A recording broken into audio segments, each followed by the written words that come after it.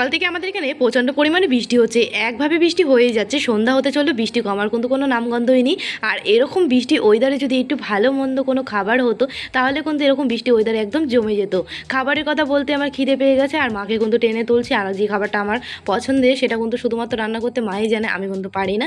তো মায়ের কাছে আবদার করেছি বলে কথা, মেয়ের আবদার মা রাখবে না, সেটা হতে পারে না। 50 টাকা মা হাতে দিয়ে বললো, যা যা দোকান থেকে যা যা লাগবে প্রয়োজনীয় সব কিছু কিনে নিয়ে তাড়াতাড়ি চলে আয়।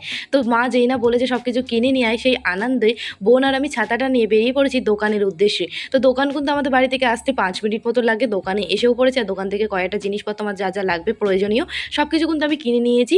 তো চলো জিনিসগুলো বাড়িতে নিয়ে কিন্তু চলেও এসেছি। আর এই জিনিসগুলো নামাতে নামাতে আজকে তোমাদের ছোট্ট একটা কমেন্ট বলি। দিদি, তুমি কি জানো আমার নামটা কোনো ইউটিউবারই নেয় না, অন্তত তুমি একবার আমার নামটা নিও please please please please, Risha Khatun. তো এই তো রিশা, আমি তোমার নামটা নিলাম। তো থ্যাংক ইউ রিশা, আমাকে এত সুন্দর একটা কমেন্ট করার জন্যে। আমার তরফ থেকে রইলো তোমার জন্য অনেক অনেক ভালোবাসা। তো দেখো, আমার পছন্দের রান্নাটা কিন্তু মা করে ফেলেছে। মায়ের হাতের এই নরম নরম গরম গরম ফুলকো ফুলকো লুচি খেতে আমার খুবই ভালো লাগে। তো বন্ধুরা, আমার মতো লুচি খেতে তোমরা যারা যারা পছন্দ করো, অবশ্যই কিন্তু তোমরা আমাকে কমেন্ট করে জানিও। আর তোমাদের নামগুলো কিন্তু বলতে একদমই ভুলো না।